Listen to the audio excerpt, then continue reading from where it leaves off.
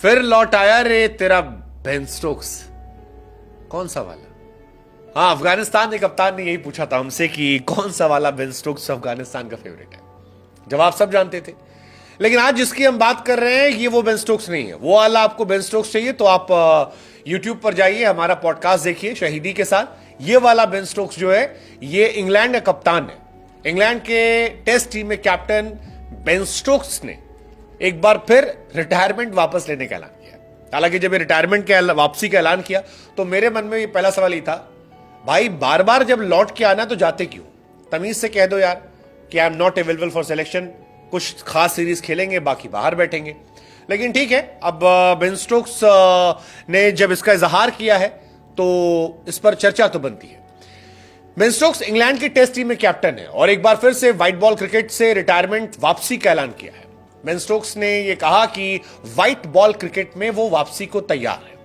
हालांकि Ben Stokes last year one day जो world cup था उसमें भी खेलते नजर आए थे, उससे पहले भी रिटायर थे, यहां पर खेलते नजर आए। T20 वर्ल्ड कप भी वो खेलना चाहते थे लेकिन चोटिल थे। अब उन्होंने चैंपियंस ट्रॉफी में खेलने की इच्छा जाहिर की है। अब बेन स्टोक्स का आना फिर जाना फिर आना ये थोड़ा सा समझ से परे कि क्यों हो रहा है, बार बार ऐसा क्यों हो रहा है।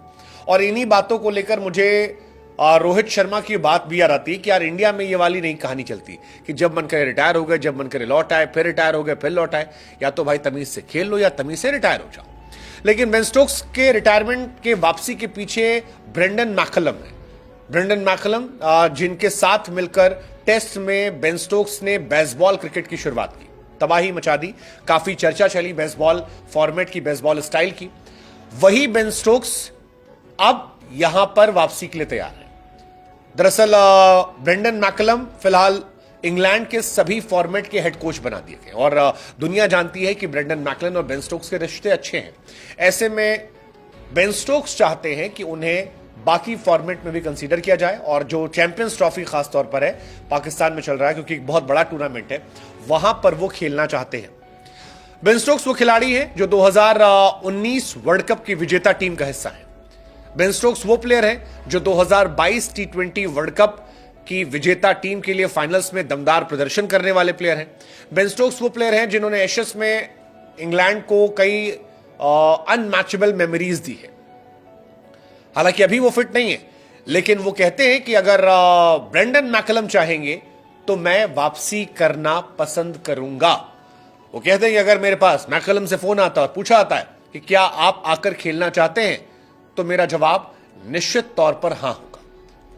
लेकिन अगर ऐसा नहीं होता है तो मैं बहुत निराश नहीं होऊंगा, क्योंकि इसका मतलब है कोई आया है जो वाकई में इतना अच्छा कर रहा है कि मैं आराम से बैठकर देख सकता हूं और उन्हें परफॉर्म करते हुए देख सकता हूं। यह बेन स्टोक्स की तरफ आ गया कि अगर मुझे फोन करके बुला लिया गया कि भाई साहब आप आइए, आपकी जरूरत है, तो बल्ले बल्ले।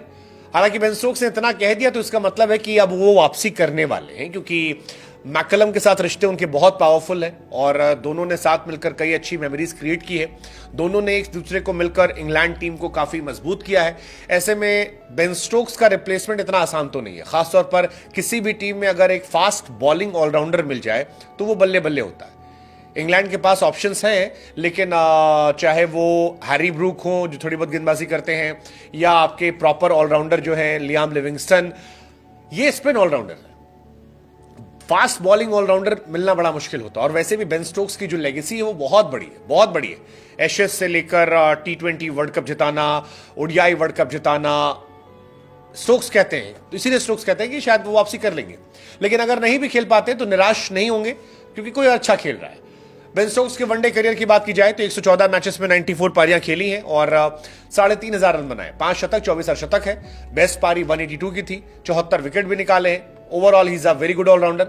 लेकिन फिर लोगों को रोहित शर्मा की बात आ रही है कि यार retirement has become joke in this world. जो रोहित ने कहा था कि रिटायरमेंट एक्चुअली मजाक बन गया। लोग रिटायर होते हैं, फिर अनरिटायर होते हैं, फिर रिटायर होते हैं, फिर अनरिटायर होते हैं। ये समझ से परे है कि ये क्यों हो रहा है।